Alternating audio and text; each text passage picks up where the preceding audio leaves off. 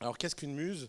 C'est un concept qui a été rendu très populaire par un type qui s'appelle Tim Ferriss, qui a écrit un livre qui est devenu un vrai best-seller, qui a été traduit dans 60 langues, qui a été vendu à travers le monde et qui s'appelle The 4 Hours Work Week. C'est l'idée que en quelques mois, vous pouvez réussir à bâtir un business qui vous permet de gagner de votre vie en moins de 4 heures.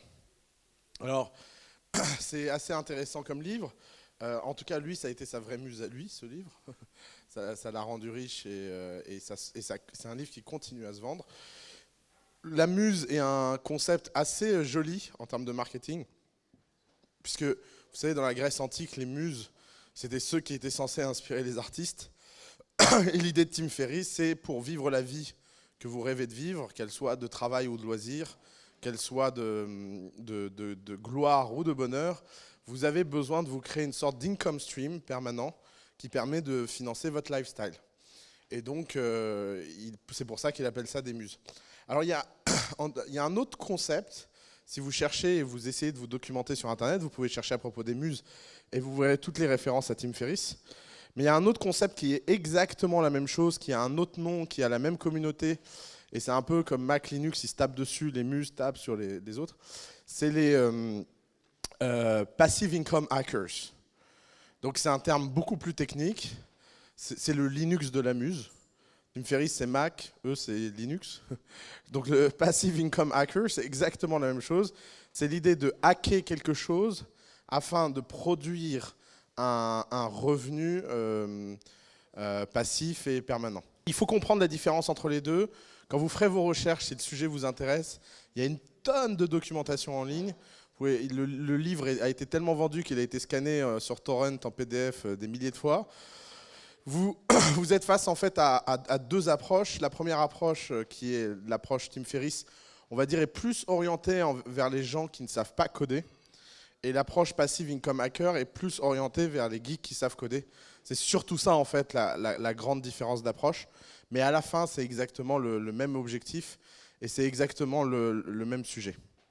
Alors, qu'est-ce qu'on va faire aujourd'hui et qu'est-ce qu'on ne va pas faire? Ce qu'on ne va pas faire, c'est que je ne vais pas vous donner les 20 trucs et astuces pour lancer votre muse en 2 heures. Parce que ça ne sert à rien. Il y a un livre, il coûte 20 $. Vous l'achetez, vous le lisez comme des grands. Je ne suis pas là pour être une babysitter.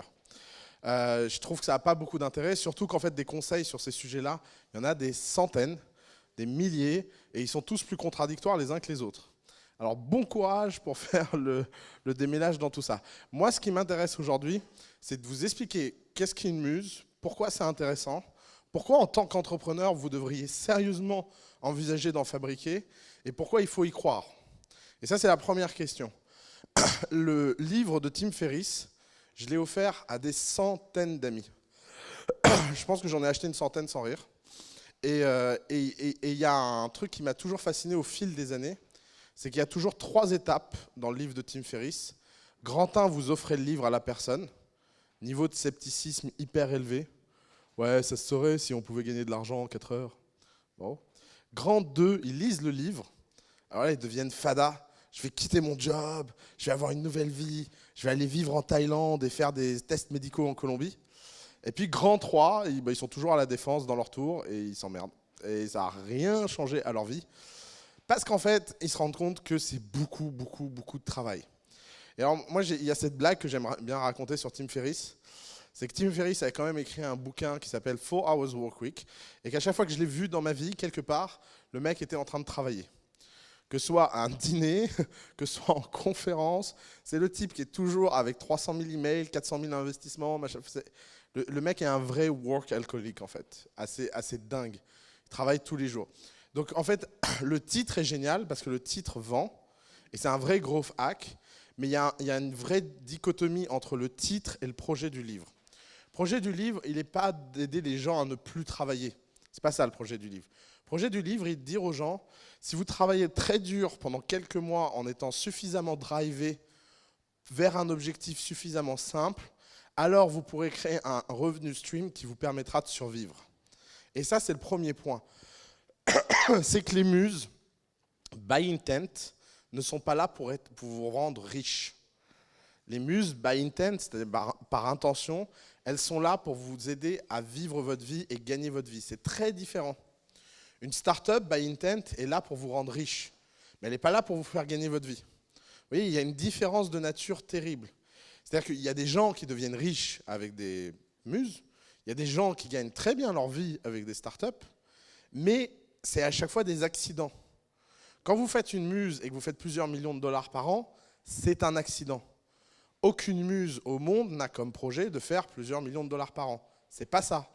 Le but d'une muse, c'est de bâtir ce que Tim Ferriss appelle votre lifetime value, c'est-à-dire l'argent, ou je ne sais plus comment il appelle ça, il a un terme technique avec con. C'est l'argent dont vous avez besoin tous les mois pour vivre.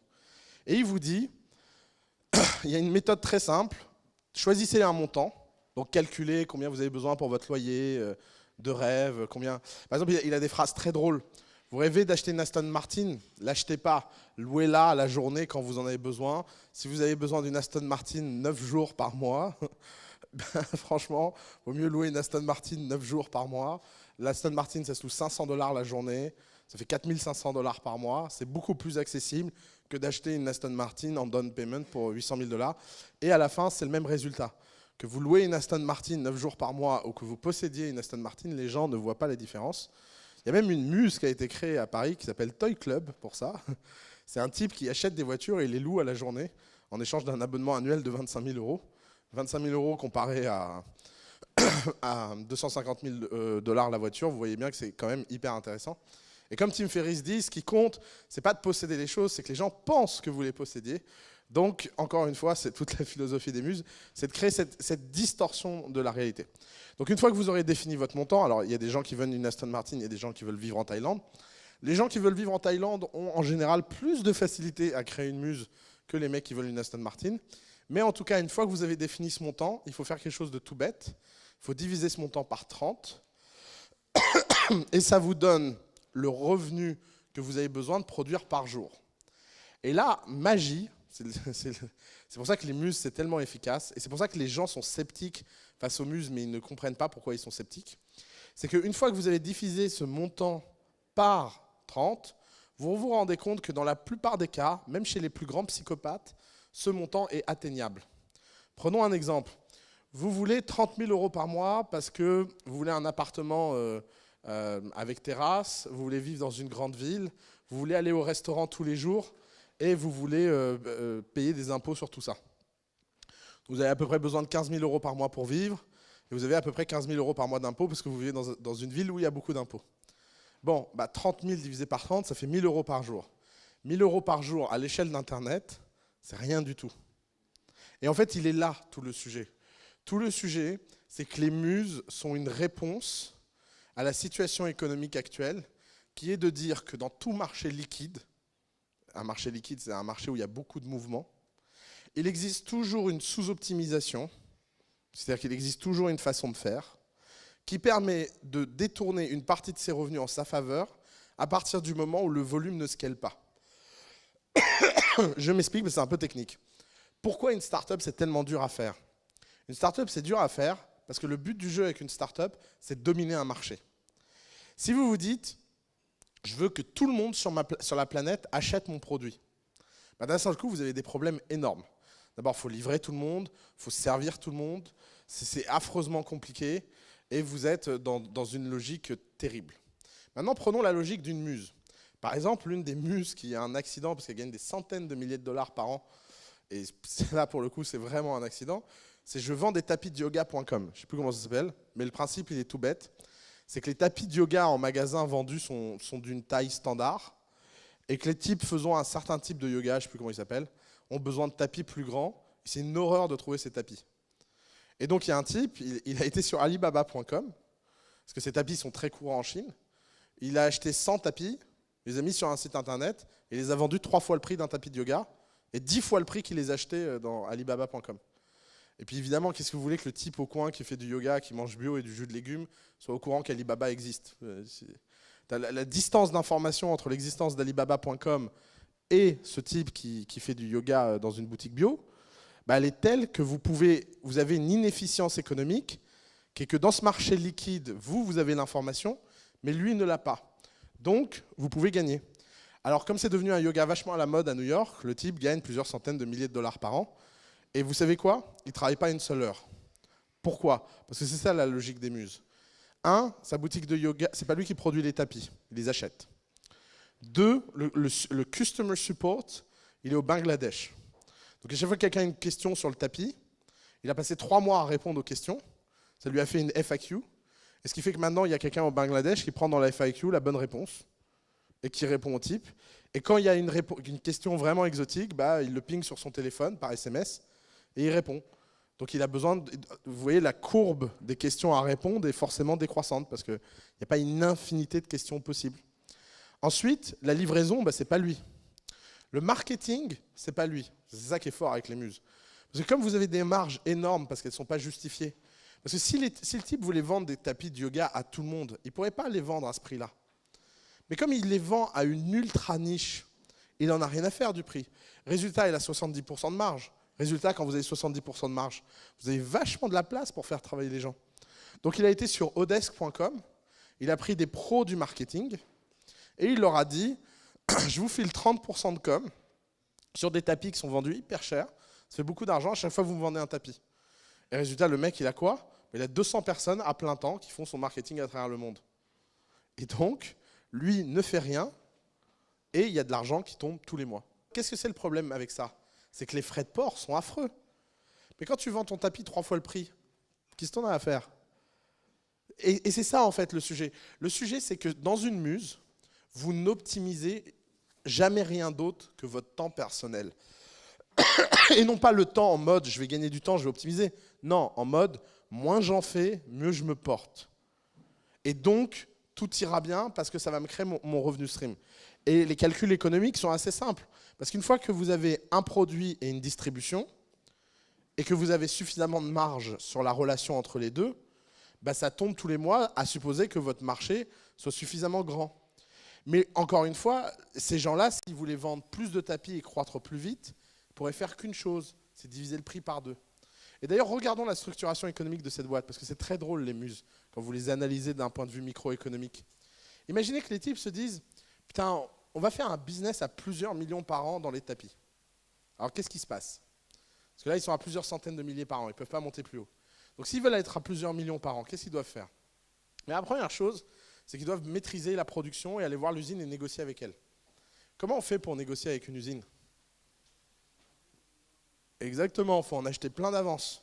Donc pour en acheter plein d'avance, il faut quoi? Il faut du capital. Quand vous avez du capital, qu'est-ce qui se passe? Vous avez des investisseurs. Quand vous avez des investisseurs, qu'est-ce qui se passe? Vous devez croître encore plus vite. Et c'est là où les emmerdes commencent. C'est pour ça que les muses peuvent être des business extraordinaires en tant que muses, mais en tant que start-up, ils peuvent être terribles. Prenons le cas suprême que vous lirez sur le site de Tim Ferriss. Parce que Tim Ferriss, il n'est pas con, il fait du marketing. Il vous dit qu'en faisant une muse, vous allez gagner des millions. 99% des gens qui font une muse gagnent quelques milliers de dollars par mois, ce qui est déjà extraordinaire en fait. C'est ça qui est extraordinaire, c'est que les gens qui font une muse réussissent, pas tous les gens qui essayent de faire une muse. Je vois Hugo qui rigole, évidemment. 99% des gens qui font une muse qui réussit gagnent que quelques milliers de dollars par mois. Mais Tim Ferriss, il vous prend le cas de Abdo King. Là. Abdo King, c'est qui? C'est un type, il a des super abdos. Franchement, il a une tête assez crédible. Et il fait des vidéos de lui en train de faire des abdos. Et il fait payer pour avoir du coaching sur les abdos. Et le coaching, évidemment, il est fait comment? Il est fait par vidéo YouTube. Évidemment, le type, il ne vous dit pas tu vas acheter des vidéos préenregistrées de moi qui te parle et qui te motive en t'engueulant. Et en fait, vous payez comme ça des levels d'abdos. C'est devenu un délire, il fait 8 millions de dollars par an et il ne fait rien. Pourquoi? Parce que tout le monde est fasciné par ses abdos. Est-ce que le moindre mec qui a acheté ça a des abdos? Est-ce qu'il y a eu une explosion d'abdos 8-packs aux États-Unis? Non. Mais c'est aussi ça le principe des muses. C'est que la grande différence entre une muse et une start-up, c'est que le prix que vous vendez peut être tellement bas que même lorsque les gens sont so happy about what you do, bah, c'est pas grave, vous n'allez pas vous plaindre. Il y a un mec qui vous dit je fais du coaching pour $1 d'abdos, vous n'allez pas et par level, si à la fin vous n'avez pas des abdos incroyables, vous dites ouais, je l'ai pas bien fait. Vous n'allez pas envoyer un customer report en disant vous n'êtes pas prof à Harvard quoi. C'est pour $4, vous n'allez pas faire un procès à un type. Et c'est pour ça que les muses sont économiquement extrêmement fortes. Alors, le scepticisme très habituel sur les muses, c'est que les gens disent oui, c'est facile à dire, mais c'est très dur à faire. Et effectivement, Faire une muse, c'est extrêmement dur à faire. Pourquoi je vous encourage à en faire et pourquoi je pense que c'est un bon point dans le coup d'état? Parce que faire une muse, c'est l'équivalent dans une start-up à lorsque vous êtes écrivain d'écrire des pastiches ou lorsque vous êtes peintre à copier des grandes œuvres de l'histoire ou quand vous êtes musicien à répéter des morceaux que quelqu'un d'autre a composés. Parce que faire une muse, ça concentre toutes les étapes d'une start-up et toutes les étapes par lesquelles vous devez passer dans un temps extrêmement réduit. Et c'est pour ça que les muses sont fascinantes. Parce qu'en quelques jours, vous pouvez avoir un business qui tourne en ligne. Alors, soyons très clairs. Une muse qui prend plus de 5 jours à construire n'est pas une muse. Déjà, vous avez un problème. Ça ne veut pas dire qu'il y a plus de 5 jours de travail. Attention, j'ai dit à construire. Ça veut dire que le time to market d'une muse doit être extrêmement rapide. Et ça, c'est déjà une très bonne chose à apprendre. Parce que d'un seul coup, vous êtes forcé à apprendre les outils de prototypage, les outils de mise en ligne, les outils de mailing list, etc. Et vous devez les apprendre très vite parce que sinon, vous perdez trop de temps avant de pouvoir commencer à tester. Et la courbe de travail d'une muse, en général, c'est 6 mois de travail très intense. Vous avez 3 mois où vous découvrez si votre muse vaut quelque chose ou pas. Au bout de 3 mois, vous commencez à voir si ça décolle ou pas. Et ensuite, vous avez 3 mois d'automatisation et de scaling. C'est-à-dire que vous allez mettre en place tous les process pour automatiser et scaler. Tim Ferriss a un truc en sa faveur, c'est que le type est un pédagogue sur ces sujets-là hors pair. Et un pédagogue hors pair parce que pour le coup, la culture de la checklist dans les muses, c'est une bonne chose. Autant dans les startups, ça fait des choses assez affreuses, parce que les gens suivent des étapes assez bêtement. Mais le problème est trop complexe pour pouvoir suivre des étapes. Autant dans une muse, suivre des étapes très bêtement, c'est la meilleure chose que vous pouvez faire. Pourquoi? Parce que dans une muse, ce que vous avez besoin, c'est une formule magique très simple. Faire un produit simple, le distribuer, toucher une com. Rien d'autre. Un produit, un prix, je vends. Point. Aucune muse au monde n'a un pricing complexe. Aucune muse au monde n'a 2 produits. Aucune muse au monde n'a des features. Aucune muse au monde n'est gratuite. D'un seul coup, toutes les questions très compliquées qui font que les entrepreneurs se torturent disparaissent. Et vous avez juste une seule chose à faire, grow your business. Et tous les gens qui ont fait des muses dans leur vie, à un moment ou à un autre, ont grow leur business. Et je vais vous dire quelque chose. On avait une conférence qui s'appelait Differential Medicine la semaine dernière. Et j'ai parlé à un type fascinant qui s'appelle Sean Duffy. Sean Duffy, c'est le CEO de Omada Health qui a levé 27 millions de dollars ou 21 millions de dollars, je ne sais plus, auprès de Andreessen Horowitz avec sa start-up et qui fait une sorte de méthode pour aider les gens à lutter contre le diabète de type 2. C'est l'un des CEO les plus en vue de la vallée aujourd'hui, surtout dans les medtech. Il est extrêmement brillant, il est extrêmement sympa. Et il est venu passer une soirée à la maison et on est resté très très tard ensemble. Et à un moment, on a commencé à parler de nos enfances respectives et qu'est-ce qu'on avait fait dans nos enfances. Et en fait, je me suis rendu compte que le type avait passé toute sa jeunesse à créer des muses à la con. Et alors, les muses à la con, chez lui, il y avait 3 types de trucs. Il y avait des trucs pour gagner de l'argent parce qu'il était en galère. Alors, il essayait limite d'arnaquer un peu les gens en ligne et machin. Il a créé énormément de blagues. Alors, le type a une sorte de panthéon des blagues en ligne. Par exemple, il a rendu fou un de ses colocs en faisant de la pub targetée sur Facebook. Et donc, il a appris toutes les techniques de targeting Facebook en rendant son coloc complètement dingue et en le rendant parano. Et donc, il prenait des infos personnelles sur le type et il utilisait le custom audience pour le targeter et lui mettre des pubs qui le faisaient flipper avec des pages « We follow you, we know who you are. Contact us ». Par exemple, à un moment, il a fait entièrement un faux site de VC, complètement parodique sur les VC, avec toutes les pages, la description, les bios des partenaires, tout ce qu'il comprenait. Et il a proposé à des gens d'envoyer leur business plan. Et il reçoit des dizaines de business plans de psychopathes à travers le monde qui croient que c'est un vrai VC. Mais en fait, quand vous lisez entre les lignes, vous voyez que c'est complètement ironique. Par exemple, il y a un des partenaires, he always liked to kill people, but because he was illegal, he decided to do business. un autre partenaire, c'est une femme Elle a toujours souffert de sexisme dans sa carrière. Et parce qu'elle a souffert de sexisme, elle a décidé d'assumer et elle a couché avec tout le partnership. Et ça, c'est les bios. Et il y a des mecs qui envoient quand même des business plans. Et donc, Sean vous dit, ça montre en fait la réalité de l'Internet, c'est que les gens, quand ils sont désespérés, en fait, ils ne lisent pas les infos. Ils veulent tellement avoir leur boîte financée, ils voient VC en haut, ils envoient les business plans et ils ne lisent pas en détail. C'est un fonds de 1 trillion de dollars, ça ne choque personne. Et donc voilà. Et en fait, mais il a un vrai panthéon de tout ça. Et je me suis rendu compte que l'exécution de Mada Health était extraordinaire parce que ce type avait des années d'entraînement derrière lui à faire ce genre de conneries. Et aussi des conneries qui lui ont rapporté de l'argent. Alors, il y en a une qui est assez drôle. À un moment, il fait de l'escalade.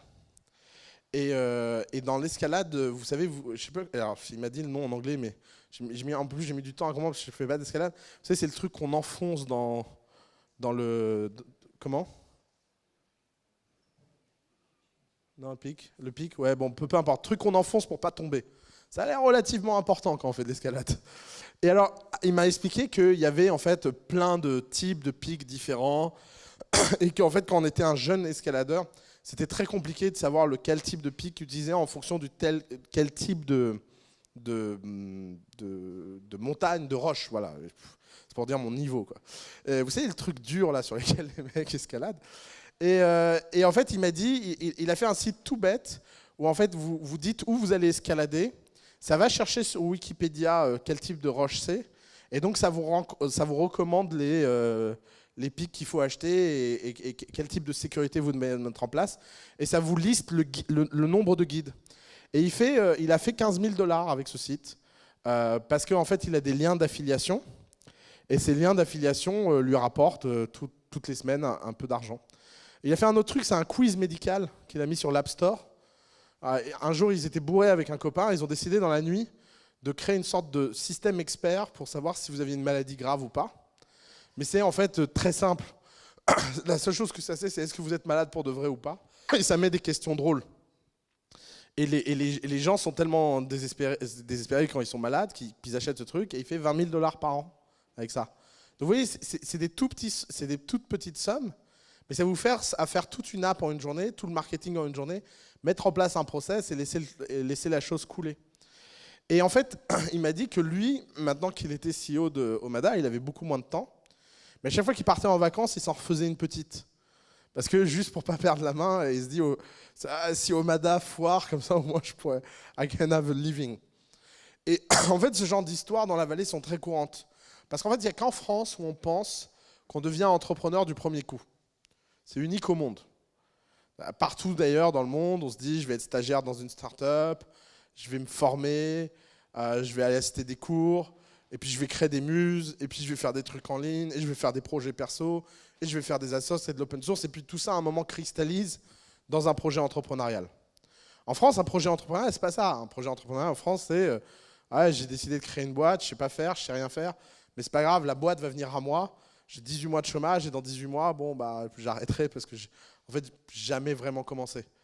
Et c'est la différence entre un écosystème mature comme la vallée où tout le monde sait que créer des startups c'est un vrai métier, c'est des vraies compétences et que ça s'acquiert par la pratique, et un écosystème où en fait c'est un truc qu'on lit dans la presse. Parce que qu'est-ce qui se passe? Pourquoi Sean il fait ça? Sean il fait pas ça parce qu'il est exceptionnel. Sean il fait ça parce qu'il est né dans la vallée ou au Colorado pour le coup, mais il est venu très jeune dans la vallée. Et il a toujours été entouré de gens qui faisaient ça, et donc ça crée des cycles hyper positifs. Donc c'est en ça que les muses sont hyper intéressantes. Mon premier business était une muse sans que je m'en rende compte, parce que je ne savais pas ce que c'était une muse à l'époque. Mais moi, la première fois que j'ai gagné de l'argent de ma vie, pour de vrai, et beaucoup d'argent, c'est que je prenais en photo des antiquités dans mon quartier, et je les mettais en ligne en arabe, en chinois, en singapourien, ce que tu veux. Et je les vendais 3 fois le prix qu'il y avait en boutique, parce que ces types-là n'avaient aucune élasticité au prix. Et ça, c'est typiquement une muse, parce que je gérais rien. J'envoyais le bon de commande avec l'argent à l'antiquaire, c'est lui qui s'occupait de la livraison.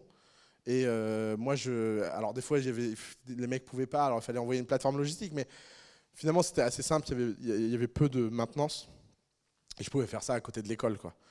Mais à l'époque, je ne savais pas que c'était une muse. Et après, il y a 2 ans, je m'étais amusé à faire des petits trucs. Et avec un copain, on a fait des e-books. Et lui, d'ailleurs, il a continué et il a fait des vrais cartons. Par exemple, le e-book, c'est un produit de muse parfait. Pourquoi? Parce que ça s'écrit rapidement.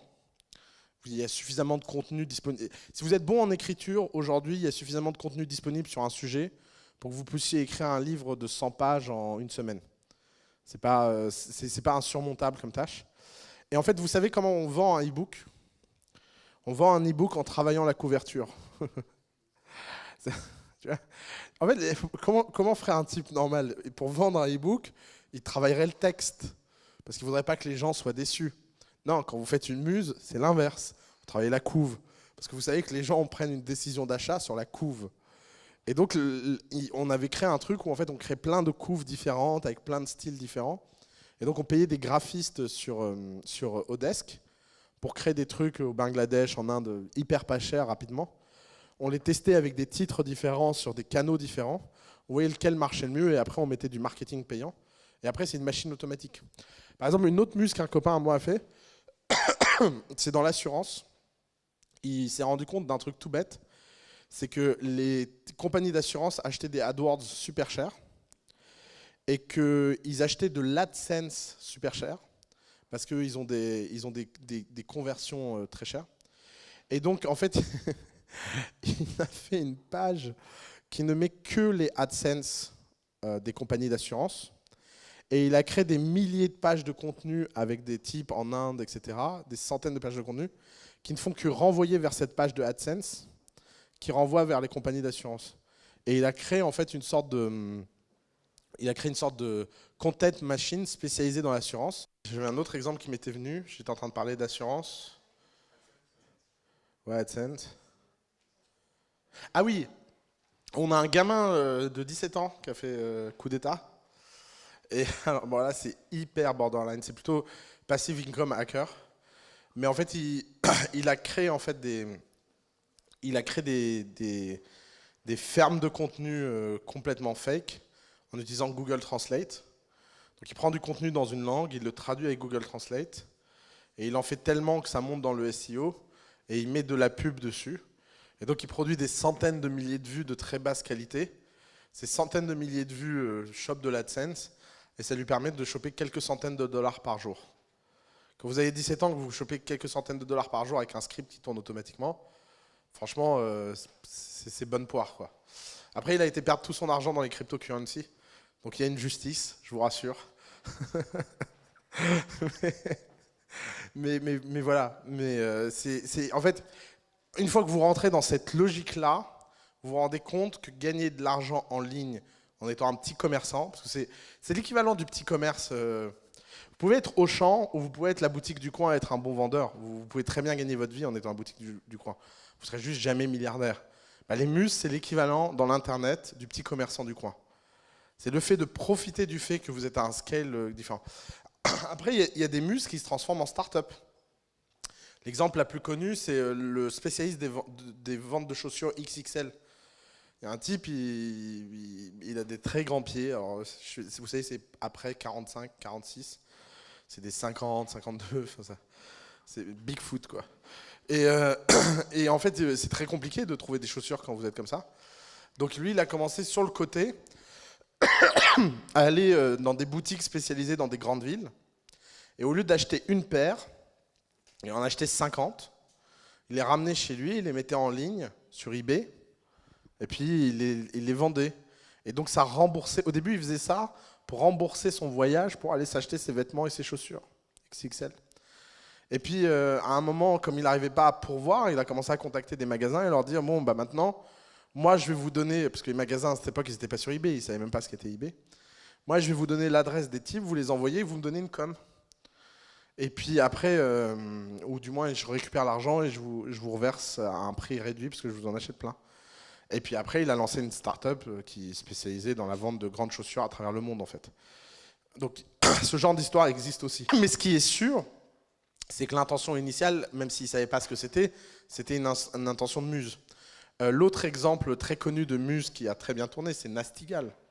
Vous connaissez Nastigal ? Oui, il y a toutes les filles qui ont dit oui et les mecs qui me regardent avec des gros yeux. Nastigal, c'est un site de vente de vêtements. Mais ça a commencé avec une histoire toute bête. Elle a volé une robe, elle l'a mise sur eBay pour se faire de l'argent. Elle a pris ses copines qui étaient plutôt jolies et plutôt trendy. Et elle s'est rendu compte que parce que ses copines ne ressemblaient pas à des mannequins anorexiques, d'un seul coup, les vêtements se vendaient mieux. Et c'est devenu un business à plusieurs milliards.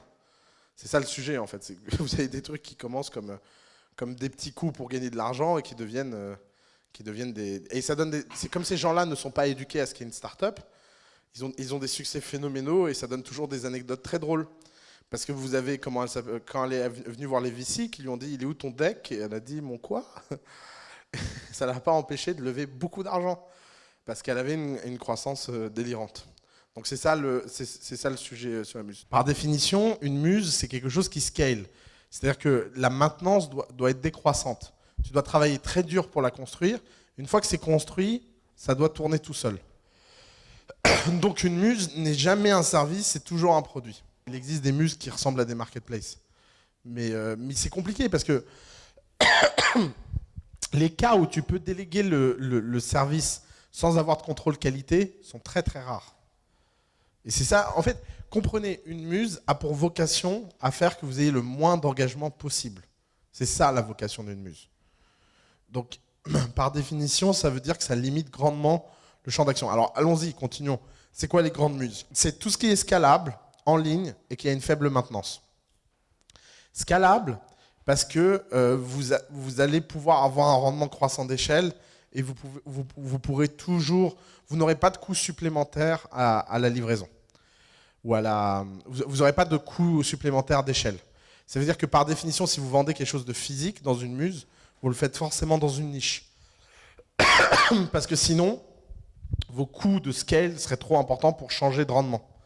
Si votre usine est capable de produire 1000 tapis et que vous en vendez 10 000, vous n'êtes plus une muse. Si votre usine est capable de produire 100 000 tapis et que vous en vendez 100, vous êtes une muse. Vous voyez la différence? Alors, par exemple, si une muse repose sur le référencement, toutes les tâches de maintenance SEO, qu'est-ce que tu vas faire? Tu vas les déléguer. Tu vas les déléguer en Inde, au Bangladesh, à Madagascar. Et si ça repose sur la pub, pareil, tu vas le déléguer. Le bon exemple de ça, c'est le mec des abdos. Je suis un peu passé vite tout à l'heure, mais ce mec a quand même eu un coup de génie qui est difficile à reproduire. Le type, il vend sa formation d'abdos, je ne sais plus combien, 60 $, 90 $ en tout. Qu'est-ce qu'il a fait? Il a été sur toutes les plateformes d'affiliation du monde. Vous voyez ce que c'est une plateforme d'affiliation? Vous proposez à des gens de faire votre marketing en échange d'une com. Il a été sur toutes les plateformes d'affiliation du monde. Et c'est quoi la meilleure... Il a regardé les commissions et il s'est rendu compte que la meilleure commission offerte en termes d'affiliation, c'était 20 ou 30%. Quand vous êtes une start-up, pourquoi vous mettez 20 ou 30%? Parce que vous avez besoin de marge.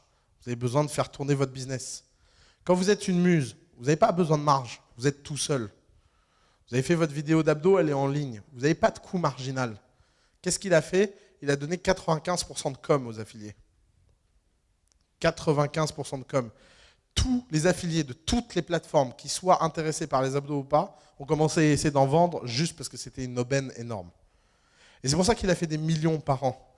Parce qu'il a eu une force marketing qu'il n'aurait jamais eu en tant que start-up ou en tant que personne. Mais le truc, c'est que, vu le volume qu'il a fait, s'il avait voulu devenir une start-up, imagine qu'il te dise, OK, maintenant que j'ai fait ça, je vais ouvrir des centres de sport à travers le monde, parce que je ne veux pas gagner 8 millions, mais je vais en gagner plusieurs centaines de millions. D'un seul coup, il ne peut plus donner 95% de com. Parce qu'il va avoir besoin de marge pour financer sa croissance, etc. Donc ça montre à la fois la grandeur des muses et leurs limites. C'est que forcément, les muses sont là pour produire. Un autre exemple de muse très célèbre que Tim Ferriss adore, il a fait ça avec Noah Khan, le mec qui a fait AppSumo. C'est les lunettes pour les gens qui escaladent. Les mecs qui escaladent sont une vraie cible de muse. C'est un truc, c'est assez marrant. Et en fait, il s'est rendu compte que le type voulait gagner 5 000 $ par mois. Et avec la méthode Ferriss-Noah, ça a pris 5 jours pour gagner 5 000 $ par mois. Et il gagne de façon continue 5 000 $ par mois. Parce que c'est très différent d'avoir comme objectif de gagner 5 000 $ par mois de façon continue et d'avoir comme objectif de gagner tous les mois plus. C'est ça qui est dur dans un business, c'est de grossir. Si tu t'enlèves le problème de grossir et tu t'enlèves le problème de la croissance et tu t'enlèves en fait tout ce que tu as appris à coup d'état, pour le coup, bah, d'un seul coup, gagner ta vie devient très simple.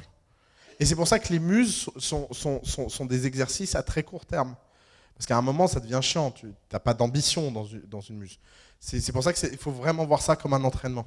C'est quoi la méthode de construction théorique d'une muse? Grand 1, il faut tester à petite échelle. Toujours la même chose. Et donc, à petite échelle, bah, tu vas acheter, c'est comme le mec qui ramène les chaussures chez lui. Grand 2, tu vas essayer de scaler ton échelle. Et surtout, tu ne vas pas scaler avec comme obsession la croissance, tu vas scaler avec comme obsession l'automatisation. Et le fait que tu passes de moins en moins de temps à faire les tâches. C'est-à-dire que tu vas prendre toutes les tâches qui concernent ton business, et tu vas les externaliser. Et tu vas mettre en place des process pour externaliser ces tâches. Et troisième étape, tu vas en Thaïlande et tu vis heureux. Je ne sais pas pourquoi ils vont tous en Thaïlande, les mecs qui font des muses. Parce que la vie n'est pas chère, exactement. Ça c'est l'explication Good Spirit. Donc, 3 règles d'une muse. Il faut que ce soit scalable. Donc, il faut que vous ayez un rendement. Merci. La deuxième chose, il faut que vous ayez un produit qui soit facile à accéder. Vous ne pouvez pas faire de choses complexes. Vous ne pouvez pas avoir de pricing complexe. Vous ne pouvez pas avoir de value proposition complexe. Il faut que ce soit extrêmement simple et que ce soit très idiot. Les plus belles muses ont toujours l'air de trucs à la con. Et la troisième chose concernant les muses, c'est que vous devez absolument comprendre que tout ce qui fait la beauté d'une muse, c'est le fait que vous ayez réussi à mettre en place des process d'automatisation et d'externalisation de qualité. Et c'est là où les muses souvent s'écroulent. C'est que c'est très très dur d'externaliser. Par exemple, prenons un exemple tout bête.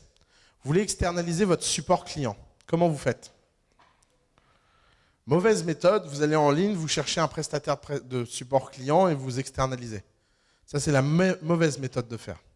La bonne méthode de faire, vous allez en ligne, vous cherchez un prestataire d'externalisation, vous en prenez 10, vous testez les 10, vous les mettez en concurrence, vous regardez lequel est le meilleur rapport qualité-prix et vous lui donnez le contrat et vous faites des chèques au hasard tous les mois de contrôle qualité. Ça, c'est mettre en place un process de façon correcte. Vous faites une muse. Par exemple, beaucoup de muses ont besoin de générer des leads. Prenons l'exemple du type avec les lunettes. Le type avec les lunettes s'est rendu compte que les meilleurs vendeurs de ces lunettes n'étaient pas les particuliers, les meilleurs acheteurs, mais c'était les boutiques qui vendaient ces lunettes. Parce que les boutiques qui vendaient ces lunettes ne savaient pas les acheter directement en Chine. Parce qu'encore des mecs qui ne connaissent pas Alibaba.com. Alors maintenant qu'Alibaba a eu une IPO, c'est un peu plus dur ces histoires-là. Mais pendant très longtemps, le simple fait de connaître l'existence d'Alibaba pouvait créer des business incroyables. Une fois que vous avez compris que c'est les magasins, vous avez des milliers de magasins à travers les États-Unis qui peuvent vendre, voire des dizaines de milliers. Je ne me rends pas trop compte de la taille des magasins les mecs qui grimpent les rochers, les escaladeurs, d'escalade. C'est évident que si vous voulez mettre en place une stratégie de lead generation, vous avez 2 façons de faire. Soit vous êtes une start-up et vous avez vocation à créer de la relation de très long terme. Dans ce cas-là, qu'est-ce que vous allez faire? D'abord, vous allez mettre en place les 1000 premières relations vous-même. Et ensuite, petit à petit, vous allez scaler ça et vous allez mettre en place un process avec des gens qui travaillent pour vous, de qualité, etc. Si vous vous en foutez et que vous voulez juste une muse et que vous voulez juste que chaque boutique des États-Unis vous achète 10 paires de lunettes. 10 paires de lunettes fois toutes les boutiques des États-Unis, ça fait beaucoup d'argent. Mais ça fait beaucoup d'argent pour un individu, ça ne fait pas beaucoup d'argent pour un business. C'est ça la différence. Par exemple, si The Family gagne 500 000 €, vu notre structure de coûts, c'est rien du tout. Si vous, individuellement, vous gagnez 500 000 €, c'est beaucoup. C'est ça la différence entre une muse et un business. Et une start-up. Donc, dans son cas à lui, qu'est-ce qu'il a fait? Il a été en ligne, il a pris un Excel, il a rempli un Excel avec les informations sur un magasin, et il a dit sur une plateforme du type Amazon Technical Turk ou ce genre de choses, pour chaque lead validé, pour chaque entrée dans cet Excel, je paye 10 centimes. Et d'un seul coup, il y a des centaines de gens à travers le monde qui ont bourriné. Et il a créé son listing client extrêmement rapidement. Alors ce listing est rempli de fautes, il est rempli de mauvaises informations, il est rempli d'erreurs, mais c'est pas grave. Parce qu'il suffit qu'il soit bon à 70% ou à 60% pour pouvoir spammer les gens en masse, leur envoyer des emails et espérer que 20% d'entre eux achètent une dizaine de paires de lunettes. Et c'est exactement ce qui s'est passé. Vous voyez, c'est très différent comme logique, faire une muse. Vraiment, les muses sont très dirty dans leur construction. Et si vous ne chopez pas cette hacker mindset, vous ne pouvez pas faire de muse correctement. Les muses, ça va vite, on les bâtit vite et elles rapportent de l'argent immédiatement. Les muses, en fait, par définition, juridiquement, c'est un gros bordel. Donc, il ne faut même pas se poser la question. Il faut le faire de la façon la plus simple du monde. C'est-à-dire qu'il faut simplement créer une boîte. Soit tu vis à l'étranger et tu crées une boîte. Tous les mecs créent des boîtes à Hong Kong ou je sais pas quoi, qui sont hyper simples à gérer, hyper simples à administrer, où il y a peu d'impôts, il y a peu de paperasse. Soit tu es en France et tu crées un truc très simple, genre une SARL, et tu encaisses et tu laisses un comptable le faire. Et tu te poses même pas la question de la gestion. C'est-à-dire que tu payes un comptable. Toujours la logique muse. Mais il n'y a pas de magie. Parce qu'il n'y a pas d'associé, il n'y a pas de complexité, et surtout, il n'y a aucun problème qui n'est pas standard. Tu as juste besoin d'une entité pour vendre. Donc soit tu l'optimises parce que tu es à l'étranger et tu vas dans un endroit où il fait beau pour vendre sans impôt, soit tu es en France et tu cherches même pas et tu fais un truc en France. Notamment sur les forums de Muse, il y a énormément de mecs qui conseillent de faire des boîtes offshore. Je vais vous donner ce conseil, si vous êtes en France, ne faites jamais ça. Muse, c'est un travail solitaire. Si tu es deux pour faire une muse, ça ralentit tout en fait. Il faut vraiment le voir comme un... Soit vous le voyez comme un truc pour gagner votre vie, et vous êtes un petit commerçant, et les petits commerçants qui ont des associés, ça finit toujours mal. Hein. C'est connu comme histoire. Tous les gens qui ouvrent un restaurant à deux associés, ça finit mal. C'est simple en fait. C'est l'inverse d'une start-up. C'est parce que par définition, il n'y a pas de problème très compliqué. Ouvrir un restaurant, tu cuisines, tu vends, tu fais le ménage. Donc quand tu as un associé, tu te prends la tête. Parce qu'il n'y a pas de problématique. Dans une start-up, un associé, ça sert à quelque chose. Ça sert à avoir deux cerveaux. Dans un petit commerce, quand tu as deux cerveaux, ça ralentit les bras en fait. Parce que d'un seul coup, tu as des débats que tu ne devrais pas avoir. Ah oui, mais là, sur la carte, je pense qu'il faudrait mettre plutôt du poisson que de la viande. Ah non, moi, je voulais mettre de la viande. Et boum, 3 mois après, c'est la faillite. Parce que tous ces temps que tu as passés, c'est des temps que tu n'as pas passé à cuisiner, servir les gens, etc. Donc une muse, c'est vraiment fait pour t'entraîner. Soit tu le vois pour gagner un revenu, soit tu le vois comme un entraînement en vue d'une start-up future. C'est le sujet. C'est que justement, tu n'as pas 150 000 personnes, ils ne vont pas en acheter 150 000. Tu as combien de personnes qui font du yoga et qui mangent bio à New York, à Manhattan? 20 000, 30 000 qui peuvent se payer ce genre de tapis? 30 000 fois $300 de marge, ça fait combien? Ça fait combien? Tu vois, mais fais le calcul. Ça fait 9 millions de dollars. Bah, tu vois, ou 900 000, je sais pas. 900 000, 9 millions? Un produit, un prix, je vends. Sinon, ça devient compliqué. Tu sais que ce qui se passe toujours quand tu vends un deuxième produit sur un site? Tu en vends moins des deux.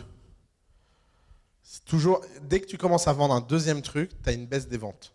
Et surmonter cette baisse des ventes, ça fait partie du boulot d'une start-up. Une start-up qui se diversifie, elle doit passer par ce gouffre-là. C'est un passage initiatique obligé. C'est comme qu'à chaque fois que tu lances une nouvelle version, tu as une baisse de ton trafic. C'est comme ça. Tu n'as pas le choix. Mais quand tu es une start-up, tu dois passer par ce genre c'est vraiment initiatique, c'est vraiment un rite. Tu te le prends de face, tu sais que c'est comme ça, et tu dois survivre parce que tu n'as pas le choix. Quand tu es une muse, tu as le choix, tu fais autre chose. Parce que quand tu es une muse, tu optimises autour d'un problème simple. Je veux vendre pour tant de dollars par mois. Point. Et tout ce qui est au-dessus, c'est de l'extra. Donc, 4 grands types de muses. Les produits virtuels, et tout ce qui est virtuel. E-book, slide, formation, vidéo, abdos, sex tips. Ah, ça c'est une putain de muse. Il y a une nana qui m'impressionne trop. Il faut que je retrouve son nom. Irina. Elle a écrit un article dans le New Yorker expliquant sa vie en tant qu'escort girl. C'est l'interview la plus troublante que j'ai jamais lue de ma vie, quoi. Vous avez une nana qui doit avoir un QI de 190 et qui explique en détail tous ses tips and tricks pour facturer 5 000 $ de l'heure plutôt que 300 $ de l'heure en tant qu'escorte.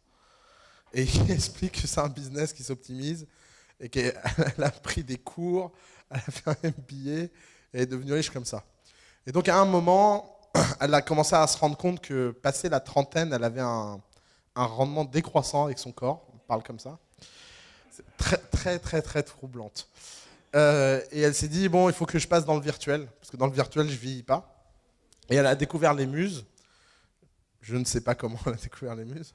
Et elle a commencé à en faire en ligne. Et alors, elle en a fait une qui est un chef-d'œuvre, qui est une plateforme de sex tips par une escorte. Donc, elle assume. Et en fait, elle vend une proposition de valeur qui est hyper sulfureuse, qui est de dire, moi, je sais exactement ce que les hommes veulent, parce que j'ai été payé très très cher pour ce que les hommes veulent. Si vous voulez, plutôt que vous prostituer pendant 10 ans, vous pouvez regarder 10 vidéos par mois et ça coûte 1 000 $. 1 000 $. Vous savez combien de femmes ont acheté ça aux États-Unis? Plus de 10 000 à l'heure actuelle. C'est un putain. Et elle est toute seule, elle fait tout toute seule. Elle tourne sa vidéo toute seule, etc. Et alors, elle a un équivalent grande bourgeoise d'elle, qui est la même version, mais c'est une soccer mom. Je ne sais pas si vous savez ce que c'est une soccer mom. C'est les mamans qui amènent les enfants au foot. Soccer mom. Et en fait, elle est géniale, elle a un collier de perles, elle a un accent très bourgeois, elle est vraiment, elle respire les cookies, quoi. On voit à travers la vidéo, on sent le cookie. Et elle a fait un truc qui s'appelle Create Your Business from Home. Et donc, c'est une formation à 5 000 $ pour permettre aux mères bourgeoises de grandes familles de se créer une activité. Parce que toutes les trophy wives US ont un gros problème en ce moment. Je ne sais pas si vous savez ce qu'est une trophy wife, mais une trophy wife, c'est vraiment la femme que vous avez comme trophée. C'est qu'il y a un grand changement de paradigme de la trophy wife, que Georges Clooney d'ailleurs incarne.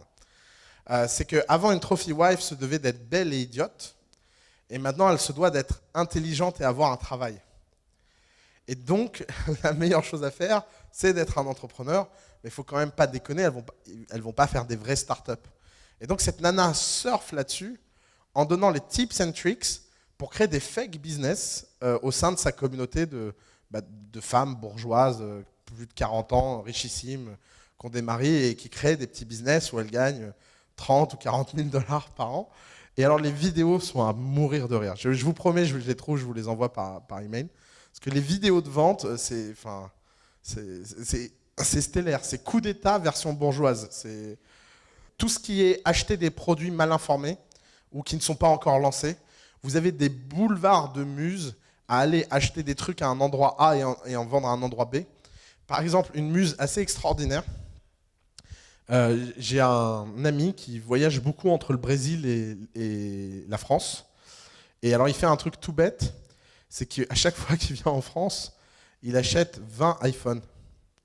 Pourquoi? Parce qu'au Brésil, les iPhones, il y a 200% de taxes d'import et ils ne sont pas sponsorisés par les opérateurs téléphones. Ce qui fait que le prix d'achat d'un iPhone, c'est 2 000 €. Donc il achète en France 800, il les vend 1 500 et à chaque fois, il paye son voyage d'affaires avec cette connerie. Vous voyez, c'est tout con. Il n'y a pas de travail. Venez, il les met sur eBay et il les vend au Brésil. Et pour la simple raison qu'il passe la douane avec 10 iPhones et qu'il a parfaitement le droit de passer la douane avec 10 iPhones. Ça, vous ne pourriez pas le faire à l'échelle. Parce que si à un moment, vous commencez à importer des iPhones, vous, comme tout le monde, vous payeriez la taxe d'import. Donc, vendre des objets avec des distorsions d'information. Une autre muse extraordinaire. C'est marrant, il y en a plein en fait. Il y a un Suisse, vous savez, en Suisse, les voitures sont beaucoup plus chères qu'en France.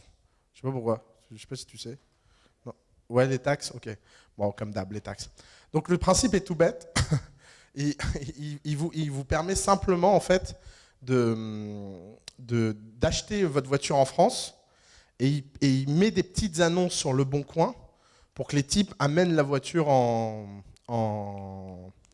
Suisse. Et donc c'est un service de livraison de voiture, mais qui n'est pas si c'était un site internet, ce serait illégal. Puisque c'est une muses, ça fonctionne parfaitement, parce que c'est en dessous du radar, en fait. C'est aussi ça, la grande force des muses. T'as un mec qui vend 10 bagnoles par mois. 10 bagnoles par mois, 10% de com, je sais pas combien ça coûte une bagnole. Ça fait 20 000 € par mois, il fait rien.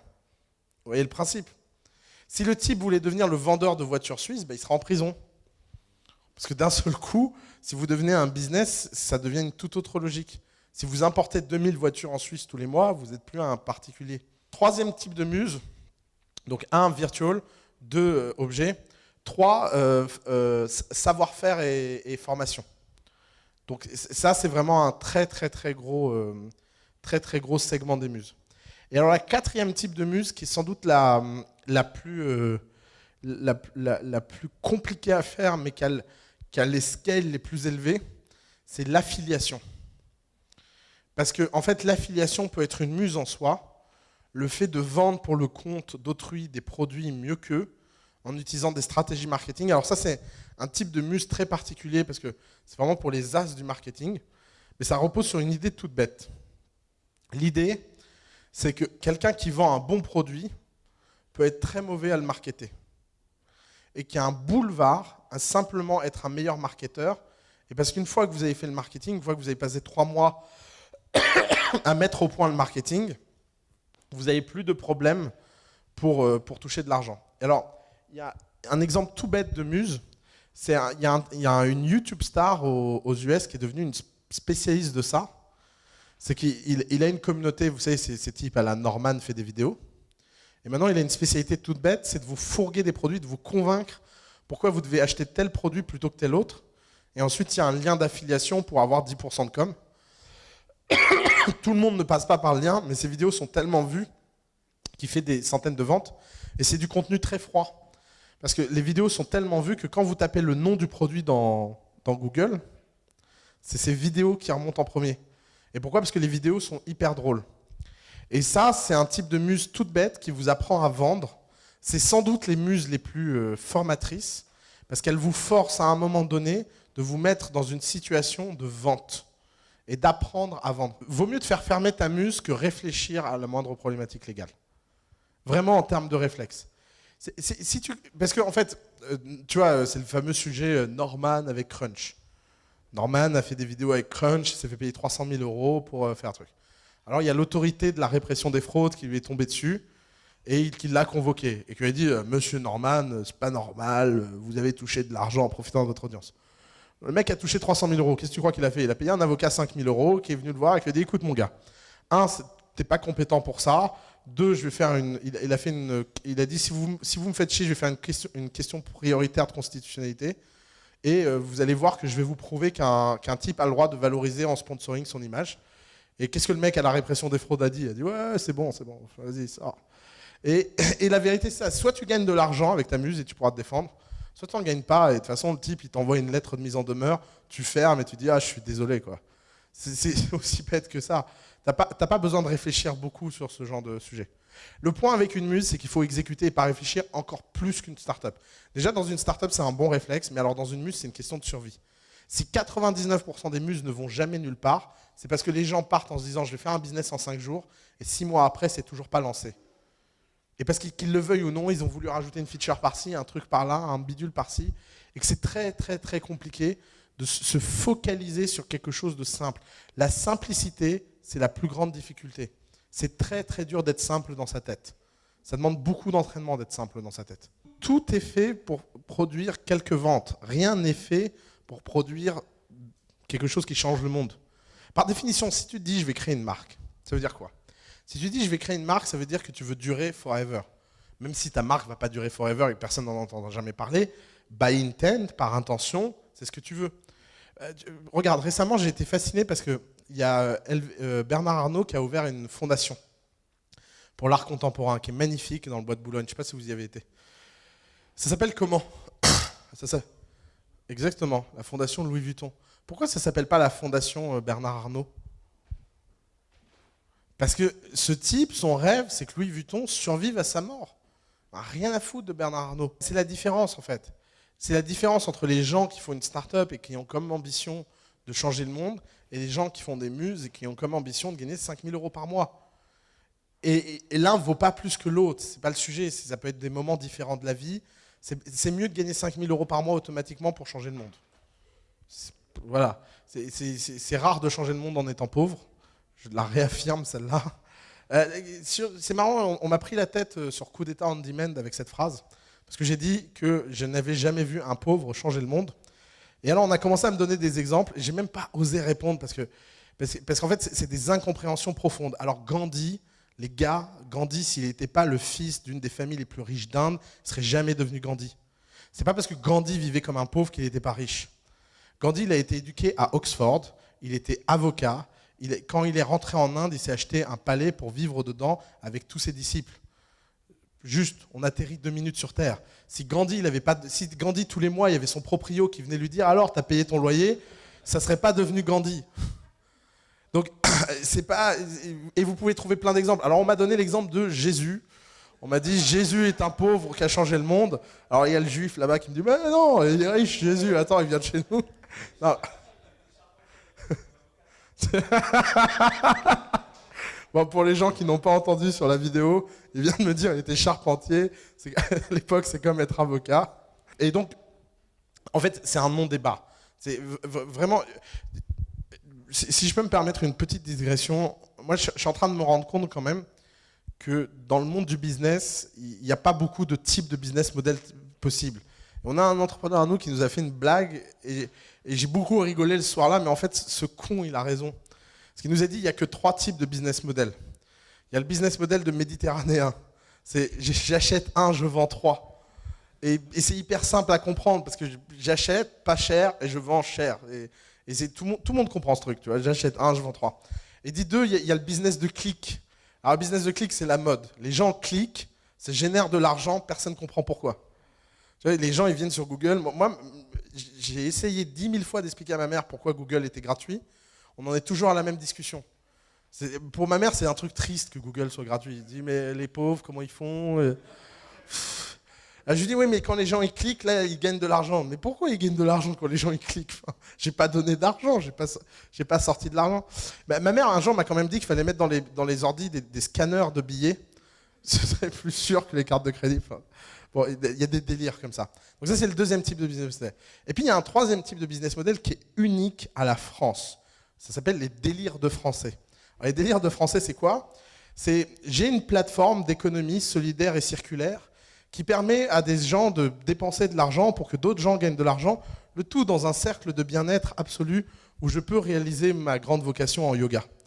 Mais ça marche jamais, ce genre de truc. Récemment, on a eu un type qui nous a écrit en nous disant « Oui, bonjour, j'aimerais lancer une marque d'eau dont les bénéfices iraient dans une fondation pour aider à mettre de l'eau au Sahel avec des éco-responsables en projet qui viendraient du Groenland et qui permettraient à des gens en économie solidaire et responsable de livrer avec des camions bio qui fonctionneraient à l'éthanol dans une usine de production qu'une coopérative financerait. » Je ne déconne pas. J'ai répondu, oui, tu trouves pas que c'est un peu compliqué ? Il m'a dit, oui, j'ai fait le MIT, je sais faire des choses compliquées. Si vous êtes trop con pour comprendre, je suis vachement déçu sur The Family. Waouh ! J'ai dit, ok. Là, alerte de ne pas répondre, psychopathe. Et c'est unique au monde, ces business models. Et c'est pour ça que les muses sont une bonne école. Je pense qu'on devrait forcer tout Français à faire une muse à un moment ou à un autre, parce que ça ramettrait le rapport à l'argent de quelque chose simple. Je fais un produit ou un service en ligne, je le vends, je gagne de l'argent. Point. Je ne le vends pas, je ne gagne pas. Et d'un seul coup, tout se simplifierait dans la personnalité des gens. Parce qu'ils arrêteraient ces délires de oui, mais il n'y a pas que l'argent qui compte. Mais évidemment qu'il n'y a pas que l'argent qui compte. Qui sur Terre a dit qu'il y avait que l'argent qui compte ? Vous croyez vraiment que même Rupert Murdoch oserait assumer en venant et dire moi, ce qui me fascine dans la vie, c'est l'argent, je le compte, je le sniffe, ça me fascine. Mais non. Mais croire que l'argent n'est pas une première étape essentielle et nécessaire, c'est vraiment être naïf et vraiment vouloir vivre dans un monde qui n'est pas la réalité. Si vous n'avez pas d'argent, vous n'avez rien dans ce monde. C'est comme ça, c'est la valeur de base en fait. Et c'est la valeur de base sur laquelle on peut construire toutes les complexités du monde. Il y a quand même le type le plus riche du monde qui est en train de tuer la malaria, la polio et je ne sais pas quoi, parce que justement c'est le type le plus riche du monde. Vous pensez que si Bill Gates était un type dans une assoce qui essaierait d'aller convaincre chaque gouvernement les uns après les autres en disant c'est une honte, il y a la polio, c'est une maladie qui aurait dû disparaître au 19e siècle, on va la supprimer, le type aurait dit oui, on est d'accord. Hein. Alors là, ouais, on va... Ouais, on va s'y mettre, on va s'y mettre. On se revoit dans 20 ans. Et le type, quand il vient et qu'il fait un chèque d'1 milliard, bah, ils sont tous comme des cons, ils disent ouais, bon, bah, on va mettre 100 millions nous aussi, parce que sinon on va passer pour des ahuris. Regardez Zuckerberg avec le problème Ebola. Zuckerberg a rendu l'un des plus grands services à l'humanité qui est passé inaperçu. Il a donné 25 millions de dollars pour Ebola et il a mis un truc sur Facebook pour qu'on puisse donner sur Ebola. C'est une puissance énorme. Si le moindre Asos avait voulu faire ça, ça aurait pris combien de temps? Et il y a un type, c'est très drôle parce qu'il a mis en commentaire dans le message de Zuckerberg, il a dit oui, t'es milliardaire, t'as qu'à payer toi-même. Pourquoi tu me demandes une donation? Et il a dit je viens juste de faire un virement de 25 millions. Voilà, point, ferme-la. C'est aussi simple que ça. Donc il n'y a pas de débat sur ce sujet-là. Donc 3 grandes façons de faire des muses. Première façon, allez lire le livre de Tim Ferriss. Vraiment, il est parfait, il est très bien, il est vachement bien documenté. Le blog apporte plein de ressources supplémentaires et il fait un travail. Je pourrais traduire Tim Ferriss en français, hein, mais il l'a déjà fait. Donc le livre est même disponible en français si vous n'êtes pas à l'aise en anglais. D'ailleurs, en fait, même si vous êtes à l'aise en anglais, je vous le conseille en français. Parce qu'il y a tellement de mots techniques que j'ai eu une migraine, moi, la première fois que je l'ai lu en anglais. Parce qu'il parle avec un charabia incompréhensible. Donc il y a tout en français, il y a tout en ligne. Et il y a des milliers et des milliers de ressources. Vous avez besoin de personne si vous voulez vous lancer dans les muses. Donc Tim Ferriss, vous allez sur son blog, vous achetez son livre. La deuxième façon de lancer des muses, c'est d'en lancer plein.